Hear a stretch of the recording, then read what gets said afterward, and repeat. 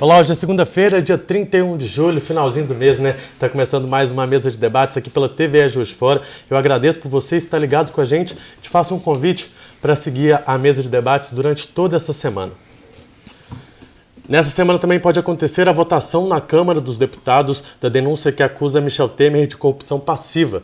Você vai entender quais serão os possíveis impactos dessa votação para o futuro da política nacional.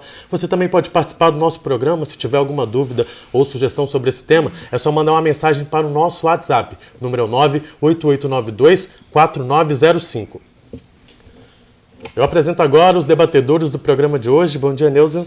Tudo bem? Bom dia, queridos. Tudo bem? Bom dia, Zé Luiz. Bom dia, nossos convidados. Tá boa, Margarida? Tudo bem, Deus? Tudo em paz.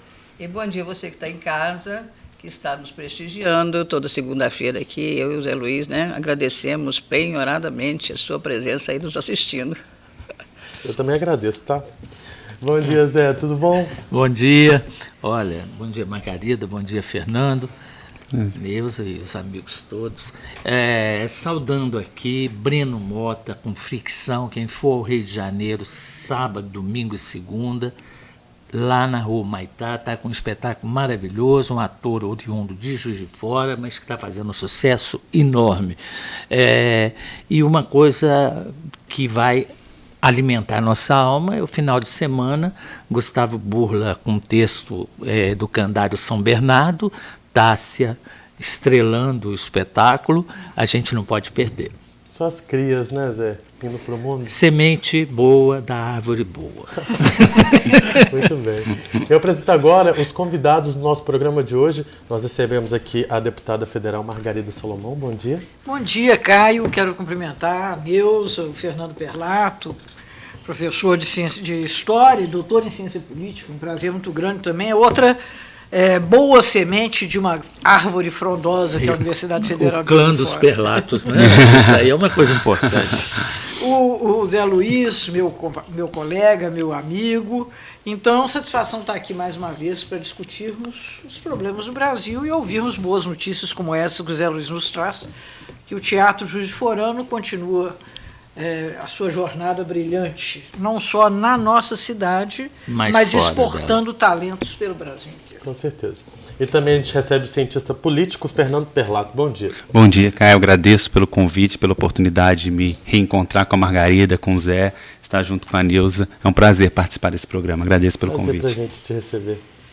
Bom, a Câmara dos Deputados volta do recesso hoje e tem uma série de decisões importantes para serem discutidas e votadas ainda essa semana.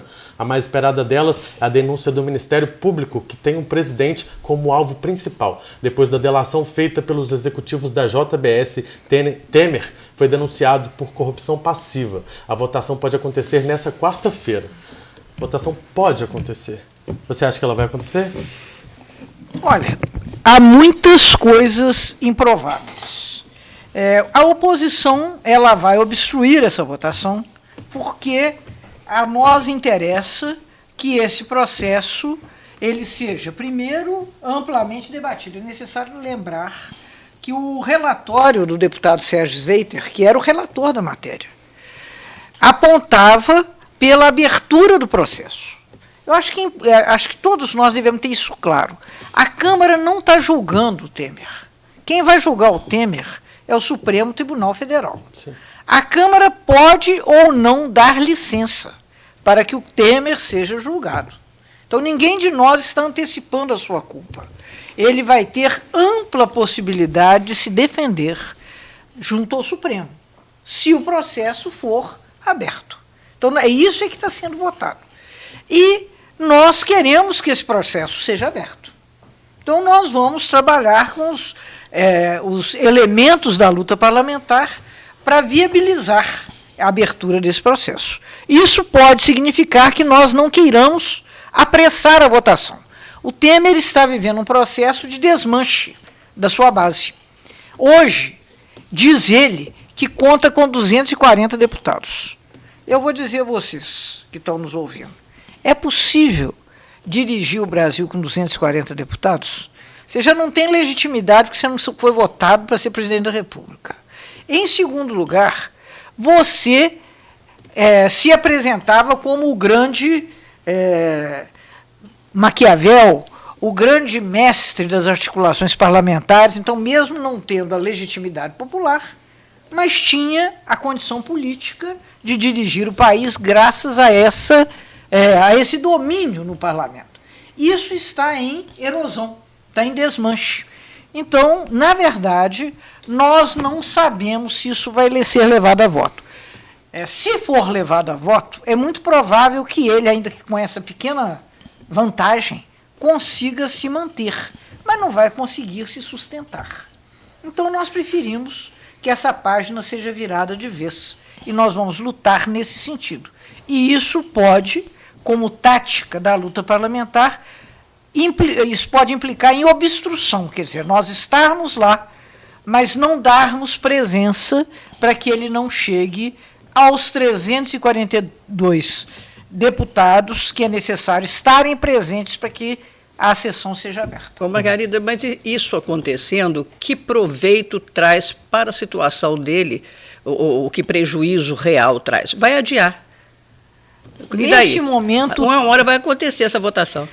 Veja só, o tempo é seu inimigo. Vocês estão na expectativa de nova denúncia? Nós temos certeza. Pois é, isso é que nós é temos a jogada certeza toda de que é essa. haverá uma outra denúncia muito mais devastadora. Uhum. Quer dizer, isso aí, juntando uma denúncia com a outra, você acha que aí a base dele vai ruir completamente? A base dele, como eu te falei, primeiro ela está sustentada com acordos fisiológicos que, aliás, custam altíssimo ao país. Porque o que está sendo liberado de recursos para um governo que se apresenta com a mensagem da austeridade, quer dizer, austeridade para os outros meus filhos, porque para mim eu vou gastar tudo o que eu tenho, o que eu não tenho, que aliás não é meu, é do país, para blindar essa minha situação.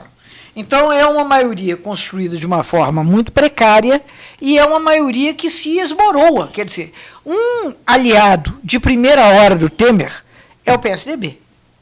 E o PSDB está de saída. Quem está segurando o PSDB são os ministros do PSDB, que por alguma razão não querem abandonar seus cargos. Mas a base do PSDB na Câmara, já declarados, os deputados chamados cabeças pretas, que são a ala mais jovem do PSDB, declaram que votarão pela abertura do processo. Fernando, e de cabeça preta para cabeça preta, qual é a sua visão, já que você é da turma mais nova, tem uma nova visão de vida aí?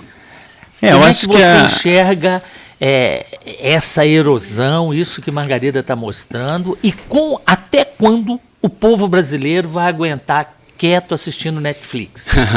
Eu acho que a situação colocada ela é de uma gravidade enorme, né? A conjuntura brasileira foi jogada por uma determinada situação que parece que para onde você olha você não encontra saída. Eu acho que esse é o desespero que a gente vive hoje, né? Ou seja, uma situação tão complicada que todo momento parece que você não tem para onde encontrar um mínimo de ancoragem, um mínimo de respiro nessa atual situação.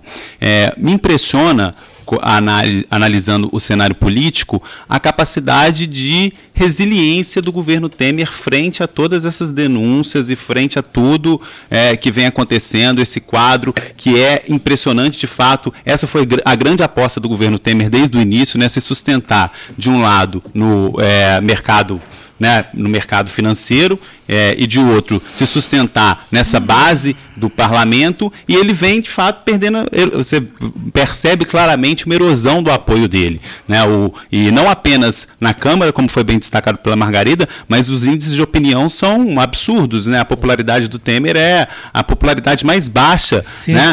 É impressionante. Empatou com Sarney. E ninguém sabe quem são essas pessoas. Exatamente. Quem são esses 5 pessoas? É 5%. Mas eu acho que um ponto que tem a ver com o que o Zé Luiz colocou é que eu acho que um aspecto que a gente tem que considerar também é que a população parece que também está num clima meio um tanto quanto desanimado, no sentido de há uma certa apatia, né? De um lado, os setores que apoiaram o impeachment da Dilma, né, estão percebendo que aquilo que eles apoiaram, denúncias a favor contra a corrupção, a favor da austeridade, não é nada disso que está acontecendo, né? Pelo contrário, né? Aqueles que de modo ingênuo acreditaram nisso estão vendo que isso não é verdade. E de outro modo também, os setores que apoiaram a Dilma e se colocaram contra a reforma da Previdência, estão vendo também que muitas vezes as manifestações da rua pouco estão tendo impacto, ou seja, teve uma grande greve. A palavra de ordem não está funcionando mais, não está permitindo as pessoas pensarem, elas apenas fazem maquinalmente a coisa? Eu não acho que não, eu acho que tem alguns fatores envolvidos nisso. Eu acho que as pessoas que apoiaram o impeachment, elas se sentem um tanto quanto constrangidas, há um certo constrangimento, há sim uma preocupação em ir para a rua e contra o governo Temer, e o Temer cair, uma possibilidade de um retorno, né, do Lula, ou de setores que apoiaram. Aí tem um Maia. Então, há um temor por parte desses setores e há por parte da população, né? A gente tem que colocar também que o cenário do país é catastrófico, né? A gente está com 13% de pessoas desempregadas, né? Assim, não necessariamente essas pessoas. Eu acho que é isso. A gente vive um clima muito é um desânimo. Mais do que apatia, eu acho que é um desânimo, né? E o medo. Mas eu queria lembrar vocês que este semestre nós tivemos algumas das maiores manifestações históricas de povo na rua. Sim. Mas agora, em contrapartida, elas não tiveram o mesmo impacto que já tiveram outrora, em 2013, por exemplo. De forma nenhuma. Em 2013 também, qual foi o impacto que elas tiveram? Nem mesmo resolver o problema da tarifa de ônibus, que continua subindo, foi resolvido. Então, manifestação de rua, a não ser que nós fôssemos muito românticos ou achássemos que nós estamos num processo revolucionário, né? A greve, afinal de contas, lá se vão 100 anos da Revolução Soviética, né? Então, quem sabe nós teríamos a manifestação das mulheres e aí cairia o governo do czar. Nós não estamos nesse ponto. O que há, de fato, o povo foi para a rua, sim, gente. Vão reconhecer isso. Se a gente não reconhecer que o povo foi para a rua, foi para defender a sua aposentadoria, foi para defender os seus direitos, foi para defender o seu emprego. Esse tema da política, Caio, que é um tema que não gera entusiasmo, sabe? Você acha que o Congresso não escuta, não escuta a rua? Eu acho que as pessoas que apoiam, mesmo essas pessoas, a gente teve realmente uma greve gigantesca recentemente, mas eu acho que é um certo desânimo justamente por isso, que eu acho que as instituições políticas, eu acho que a população compartilha um pouco desse sentimento, que há um descompasso, né? Como se o sistema político tivesse um tanto quanto blindado para essa reivindicação. E na verdade está. Mas é isso que eu estou falando. Você acha que o povo já percebeu que o político não escuta a rua? Eu peço para a gente voltar nessa discussão daqui a pouquinho. Tá bom. Tá, a gente vai para o primeiro intervalo do nosso programa de hoje. Já voltamos com a mesa de debates aqui pela TV Juiz de Fora.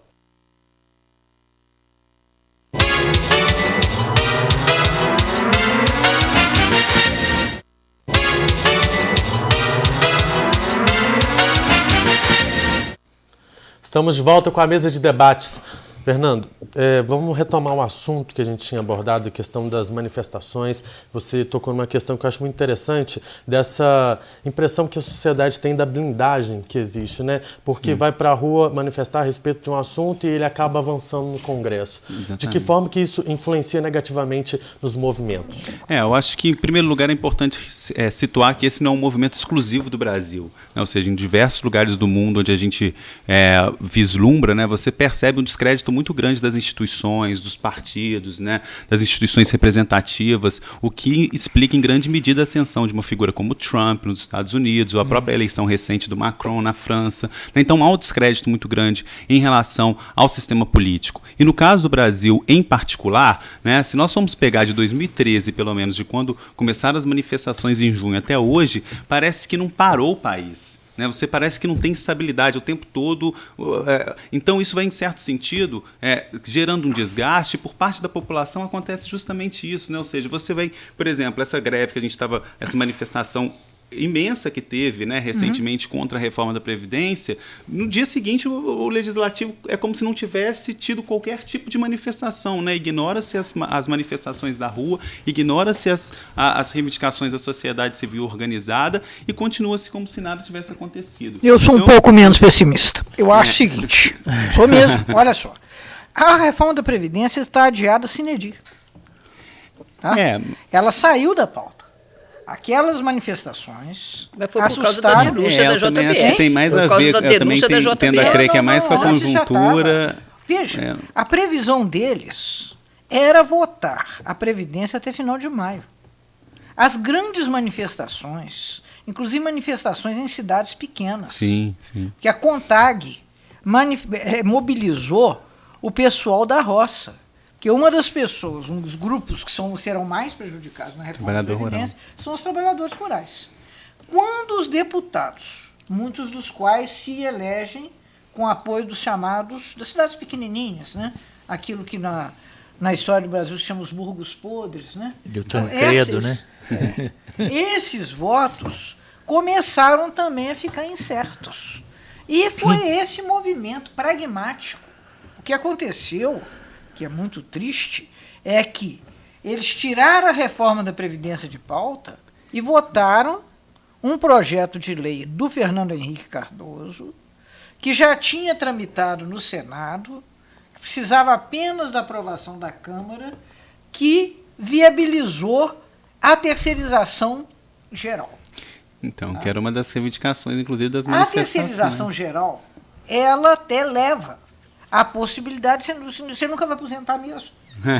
Com a terceirização do jeito que ela está, você vai pensar, mas eu vou aposentar? Porque você nunca vai chegar naquele tempo de contribuição. Então, sobre esse aspecto, é verdade. Mas eu acho, sim, que há impacto político, não é só da rua. As redes também impactam muito.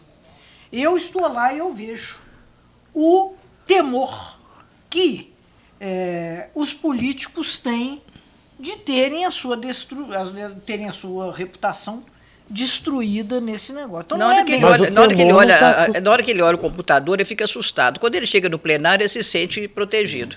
Porque a sensação que a gente tem. O mundo não é assim. A gente tem a sensação, Margarida, que, por exemplo, assim, o povo falou, ninguém fez nada. O dia que a JBS botou a boca no trombone e fez uma denúncia séria, no dia seguinte o cara que comandava a reforma da Previdência, parou agora a reforma da Previdência, não vou mexer tão cedo. Ele só fez isso sob pressão de uma denúncia da JBS. Quer dizer, cadê a palavra do povo? Neuza, não é da agora que a gente está falando, que a reforma da Previdência vai ser melhor estudada, não sei o quê. Neuza, a reforma da Previdência está fora de pauta e não é só por causa disso. Claro que isso impactou mais, né? Progressiva do governo Temer, o fato do governo Temer hoje ser não apenas um governo com 5%, ele vai ser outra coisa. Sim, você sabe uma das coisas que eu acho que vai levar, por isso quando você me pergunta assim, o Caio pergunta, o que vai acontecer? Pode acontecer de tudo. Pode, inclusive, acontecer na quarta-feira a abertura do processo. Porque eu vou dizer a você, uma das coisas mais persuasivas, e eu vivi o processo do fim do governo da Dilma, é a impopularidade. Claro. Não tem deputado nenhum que queira votar contra todo mundo. Porque aí, igual eles mesmos falam assim, não, porque aí a gente chega no rádio e a pessoa pergunta, mas você está com Temer? E o que você vai dizer? Isso é duro, rapaz. Agora, você pensa bem, quando você vê o presidente dos Estados Unidos, eu estava vendo uma pesquisa agora recentemente, 75% do que ele fala é mentira. Então, como é que essa rede funciona nessa luta de inverdades, e como é que isso é colocado? Quer dizer, é novo, Zé Luiz? É novo. Antigamente os políticos falavam a verdade? Não, isso aí parece uma característica do político. Não, isso é uma característica da vida pública. As pessoas, elas estão numa cena. O que eu acho que as redes sociais, elas contribuem, de fato, nesse sentido de pressionar deputados, pressionar senadores, pressionar o sistema político, não resta dúvida, mas eu acho que tem um outro aspecto, aproveitando a questão que você levantou, das redes sociais, que tem a ver com o que a gente vive hoje, que é o clima de polarização tão intensa que a sociedade vive hoje. Né? Ou seja, as pessoas elas perderam completamente a capacidade de conversar, de construir consenso, de dialogar. Isso foi implodido. E eu acho que as redes sociais, se por um lado elas possibilitam organizar manifestações, pressionar, por outro elas também fazem isso, né? Criam bolhas. Você basicamente fala para as pessoas que concordam com você e você fica naquele circuito, né, fechado. O tempo das tribos, né, do Maffesoli. Ele já falava isso há algum tempo. Clima de radicalização tal que se impossibilita qualquer possibilidade de diálogo. Né? Então, acho que isso também tem a ver com a dificuldade que a gente se encontra hoje de achar soluções. Né? Porque você tem justamente isso, tribos, né, possibilidades diversas, mas é possível encontrar consensos? Olha só, eu li esse fim de semana e me espantou. Falei, gente, quando nós temos que buscar conselhos políticos na caserna, a vida está muito dura. Exatamente. Mas o Vilas Boas, o general Vilas Boas, comandante do Exército, falou, só tem um jeito de resolver isso aqui, é na urna. Claro, claro.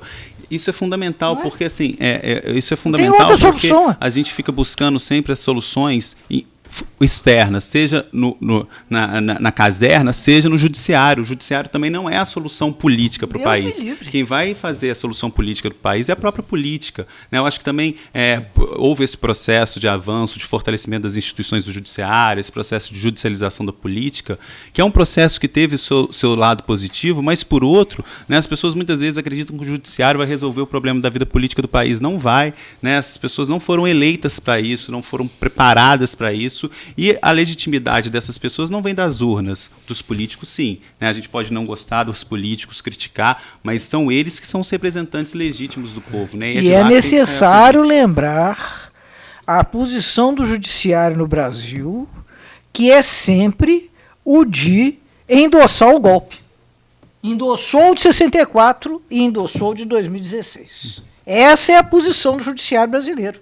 Tem um belo livro, já que nós estamos conversando com um jovem, talentoso cientista político, do decano dos cientistas políticos brasileiros, que é o Vanderlei Guilherme dos Santos, que acaba de publicar agora em maio um belo livro chamado Democracia Interrompida, em que ele trata exatamente do papel intrusivo, do papel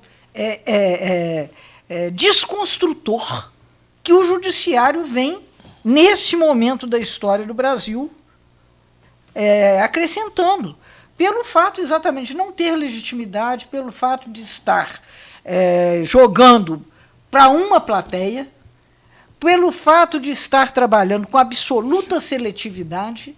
Eu vejo aqui em Juiz de Fora, outro dia a pessoa estava comemorando, pois é, que o Bejane está preso e o Vicentão também. Falei, só esses, né? A hora que vocês prenderam o Bonitão, aí vocês me falam que eu vou ficar animada. Aí eu vou ficar animada. Porque prender o Vicentão e prender o Bejane, gente, é prender quem é sempre preso. São os mais pobres, são os mais desprestigiados. Por que não prende o Aécio? Por que não prende o Aécio? Essa é a pergunta que ele faz. Por que não prende o Lula? Não tem condição, sabe por quê? Porque não há fundamento nenhum para a acusação do Lula. No caso do Aécio, é muito diferente entre Aécio e Lula. A diferença é imensa. Aécio foi gravado falando coisas do Arco da Velha. Coisas que o Lula em nenhum momento falou. O Lula é um sujeito que há 4 anos, Neuza, as pessoas estão revirando a vida dele para cima, para baixo e não acham nada. O que você tem é exclusivamente acusações que não são apoiadas em fatos materiais. Por exemplo, o negócio do apartamento do triplex.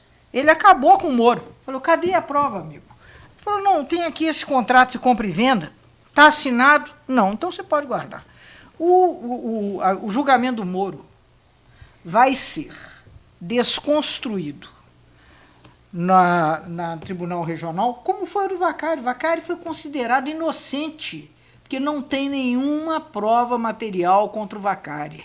O que há contra o Vacari são delações. O Aécio é diferente. O Aécio foi gravado, ele falando, inclusive falando o primo, e que se o primo abrisse a boca, que mandava matar. Nós ouvimos o Aécio falando. Margarida, diferente, muito diferente. O Temer também foi gravado. E o Temer também foi Já gravado. teve uma mala passeando para um lado e para o outro. Uma mala de dinheiro, gente. Que Eles é isso? fizeram um negócio lá da tornozeleira, furaram a fila da tornozeleira para resolver isso tudo. Então Como é que as coisas valem para um lado e não valem para o outro? Por isso que o Supremo... Essa é a questão. O Supremo não é essa questão. O Supremo tem partido. Então, nessa situação que o Zé falou, como que vale para um lado e para o outro, por que isso agora acontece? Se o que valeu no impeachment da Dilma não está valendo ainda no do Temer, quais são as principais diferenças? Totalmente diferentes. Eu acho que sim, são coisas diferentes. Eu acho que tem outros fatores também interligados nisso, ou seja, a própria questão seja não apenas como o judiciário lida com essas questões, né, mas eu acho que tem a própria questão de como que a imprensa também vem lidando com essa questão, né, ou seja,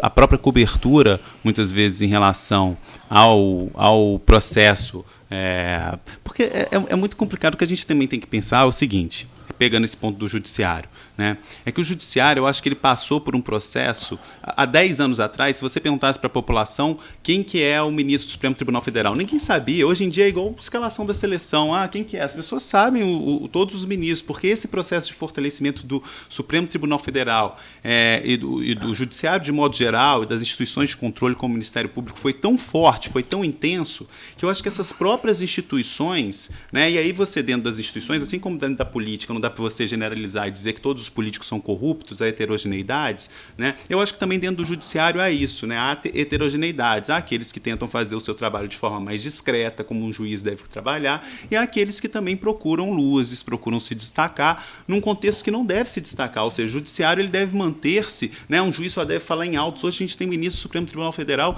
dando entrevista em shopping center. Sabe, isso é inacreditável, isso seria impossível em uma Suprema Corte. Eu ia responder, mas eu já vi você levantando para Eu na hora. Levantou o A papel. resposta é no próximo bloco. Você está revelando para o público o nosso segredo. Pois é, quando a gente levanta o papelzinho, a gente vai para o intervalo, é isso que a gente vai fazer agora. A gente vai para o intervalo e já voltamos com a mesa de debates.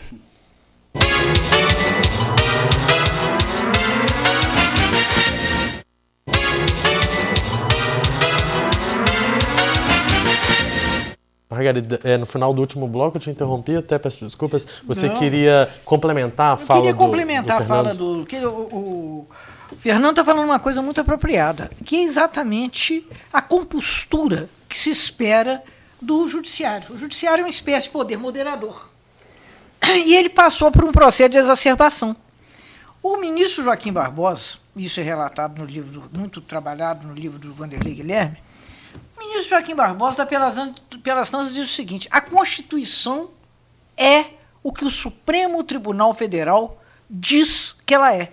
Ao dizer isso, ele sequestra a capacidade constituinte que é do povo. Cada um, então, interpreta como quer. Não. A eles cabe interpretar à luz da doutrina, à luz do contexto, mas não fazer a Constituição. Eles não podem.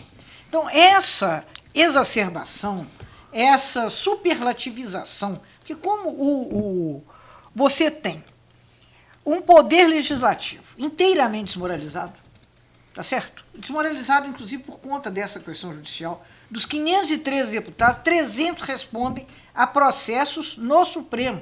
Alguns processos idiotas, inclusive. Margarida, os 300 picaretas continuam? Não, são que o Lula 400, falou? diz Não. o nosso querido Cid Gomes falou, são 400 escorchadores. E, de certo modo, são mesmo. Mas estarão todos os candidatos na próxima eleição. Então você tem um parlamento desmoralizado. Você tem, hoje, um executivo sem nenhuma legitimidade. Porque ninguém votou no Temer para ser presidente da República, você votou para ser vice. Vice é o cara. Votou também, acaba vice é quem você voto, tapa, quem você vota para tapar buraco. É. Vice não é para tocar a vida, não é. Vice é vice. Vice, como dizia o Jô Soares, não recebe flores. Então, ninguém votou no Temer para dirigir o país, para fazer tudo o contrário do que foi votado. Quem votou na Dilma não votou para fazer reforma previdenciária. Mas ele era o risco que se corria, né? Sim. Esse é o grande problema. Um risco, gente, na política, você não, como nos negócios, como na vida, não tem jeito de você ficar sem risco. Você agora mesmo está me falando do prazer que algumas pessoas têm com cigarro. Depois elas pagam por isso. Não é verdade? Então você tem um sistema de peso e contrapeso. Agora, a questão do judiciário, voltando a isso, é que não cabe ao poder judiciário buscar o holofote. Esse é um poder judiciário degenerado.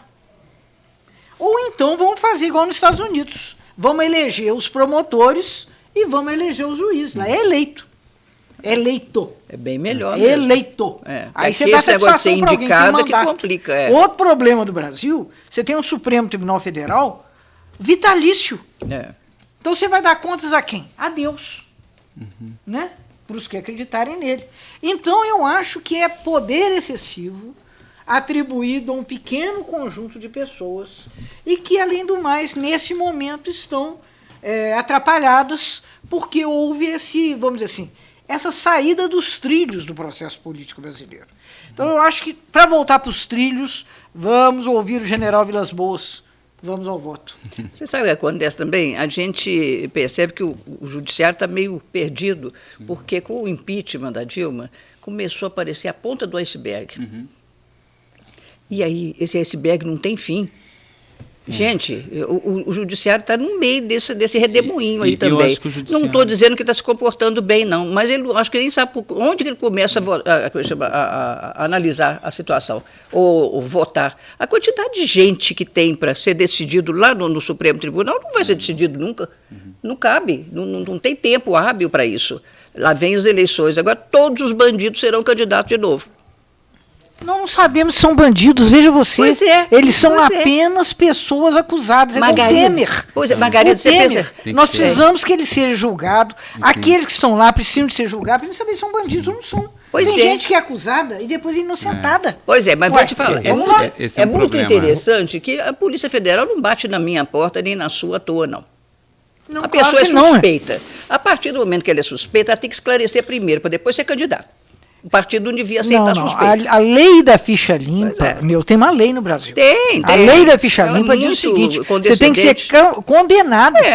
Você não é porque ser suspeito, não. Porque num país como esse, em que acusações são brandidas politicamente, então você não pode simplesmente tirar a pessoa, porque ela pode estar sendo acusada injustamente. muito Eu vou dizer a difícil isso você, acontecer. minha querida amiga, É, muito 40% das pessoas que estão do Ceresp estão sem processo constituído.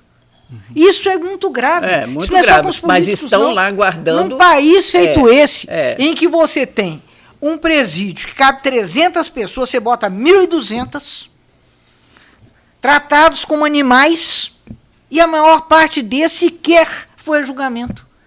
E se forem a julgamento, vão ser inocentados. Então, minha querida, eu acho que o judiciário do Brasil precisa de uma profunda reforma.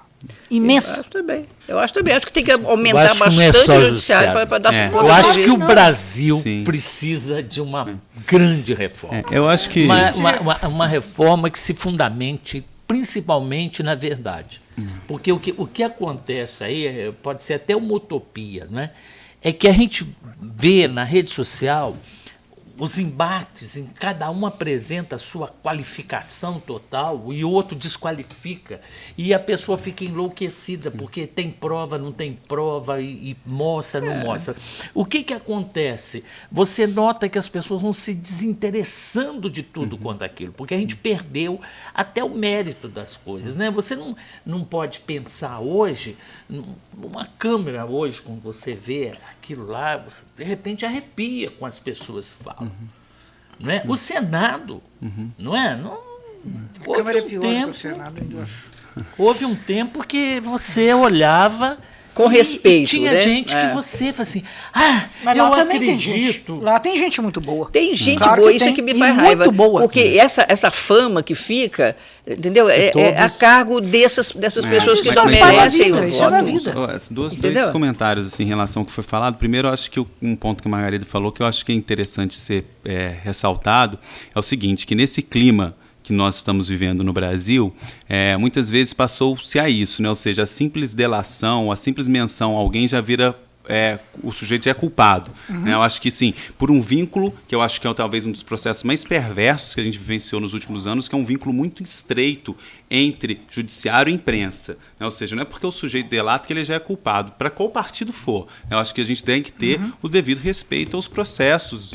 Enfim, esse é um primeiro aspecto. A segunda questão que eu acho que é importante, dialogando com o que o Zé falou, é o fato de que eu acho que esse ponto que você falou do Brasil, realmente eu acho que foi isso. Né? A gente viveu por um processo, né, desde o processo de redemocratização, que apesar das crises, aos trancos e barrancos, parecia que a democracia brasileira estava né, antes de junho de 2013, todo mundo, se você perguntasse para qualquer um como é que está a democracia brasileira, está muito bem, obrigado, né, apesar dos seus problemas. Né, e parece que chegou num limite. Né, as instituições como elas funcionaram até então, né? Elas não dão mais conta de responder às questões que estão colocadas hoje, seja na vida política, seja na vida social. O país mudou socialmente, o país mudou economicamente, o legislativo também mudou e também porque a sociedade mudou. Claro. Né? Então esse legislativo também tem que responder a essas novas demandas da sociedade. Então, assim, eu acho que esse momento que a gente vive, para também ter uma nota positiva também, né? Ele é negativo por um lado, por essa crise, onde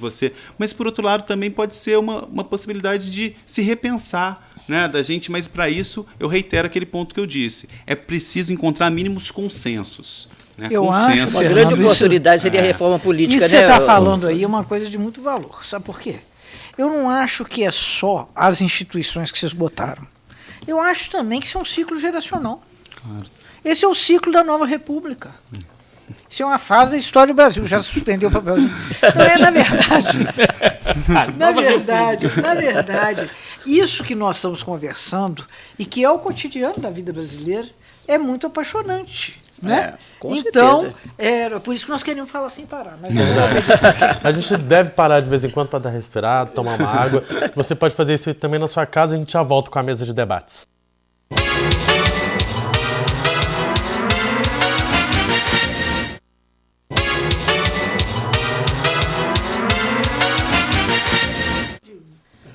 Estamos de volta com a mesa de debates. A Margarida está aqui, ela não para de falar, né, Margarida? Tem que ver isso que fica durante o intervalo. Margarida, você acha, então, já que você quer falar tanto aí sobre nosso futuro, você acha que uma reforma política bem feita seria um grande remédio para a gente passar por essa fase e prevenir novas fases difíceis? Eu acho que essa questão, Nilza, é inadiável. Vai ter que se fazer uma reforma política. Que agora é só reforma eleitoral. Estou falando de reforma política. A reforma política, a meu ver, tem que ser com a participação popular, tem que ser com a Constituinte, para esse propósito. Porque grandes mudanças, como as que vêm sendo discutidas, elas não podem ser votadas por pessoas que, a hora que vão dar o voto, perguntam assim, isso vai ser bom para mim ou não? Porque, na verdade, é disso que se trata. Porque quando você vai votar uma coisa dessa, assim, mas isso aí facilita ou dificulta a minha eleição? Margarida, você vê o grande exemplo que nós tivemos agora do Temer mudando as pessoas que iam votar, gente. Claro, chega um número muito grande, quer dizer, aquilo ali foi um escândalo. Foi 25% da comissão. Então, o que mostra como que a base dele está frágil. Claro. Tá certo? E como que esse povo, por exemplo, não assinala, né? As armas e os barões assinalados aqui, precisa assinalar. Mas o que mostrou agora foi o que acontece e a gente não sabe. Querida, antes agora, não tinha comunicação. Você acha que no Império era melhor? Não devia ser. Você achava que na República Velha era melhor? Tenha paciência. Nós não podemos ter essa perspectiva, olha, estamos vivendo o pior momento da história do Brasil. Não estamos, não.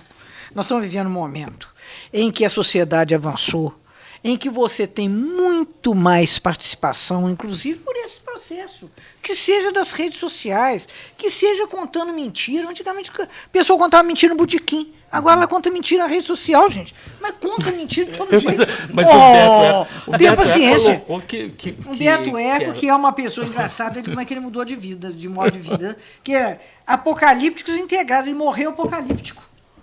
Ele morreu apocalíptico. Mas, enfim, eu não sou apocalíptica, não. Quero dizer a vocês que eu vejo a situação brasileira com muita esperança. E é claro que com esperança em que as pessoas participem. Não tem outro jeito. Abordando uma questão rapidinho, o nosso programa ele serve para esclarecer muito, né, esse assunto que é tão complexo que é a política, mas também às vezes dá um nó na cabeça das pessoas e muita gente não sabe onde recorrer para conseguir tentar entender mais sobre esse emaranhado que é a política, o judiciário, tudo isso tudo. E às vezes também não dá para confiar muito na mídia, não dá para acompanhar uma discussão nas redes sociais, porque cada um tem o seu posicionamento. Então, onde encontrar informação segura para conseguir entender o que está passando realmente esse momento político do país, para poder construir uma opinião? Existe esse lugar? Não sei se existe um lugar específico, eu quero né? endereço. Eu quero endereço hoje. Todo lugar é gerido por pessoas, claro, e pessoas têm seus interesses próprios. E eu acho que é um pouco disso, né? Porque não necessariamente, mesmo se a gente poderia fazer um programa aqui, provavelmente só de reforma política, para debater, e a gente teria várias perspectivas aqui, várias colocações. Eu acho que um ponto que é colocado, que eu acho que é possível, sim, na internet, por exemplo, isso eu acho que é uma coisa importante para a vida política que a gente vive hoje, que tem a ver com a ideia do pós-verdade e tal, que é importante que as pessoas tenham mais cuidado com as fontes que elas olham, né? Por exemplo, você vai compartilhar uma determinada reportagem, alguma coisa no Facebook, é importante você ver de onde que é aquele site, né? Se aquilo é mentira ou não. Dá para você perceber por aquilo ou não. Tem sites mais sérios, instituições mais sérias, porque isso é uma bola de neve, né? A pessoa compartilha aquilo ali vai se multiplicando e depois para você desmentir é uma complicação. Então acho que é importante ter esse cuidado, né? Mas agora a gente não vai encontrar um lugar com uma verdade absoluta. A verdade ela vai se construindo mesmo no debate, nas questões que são colocadas, nas disputas.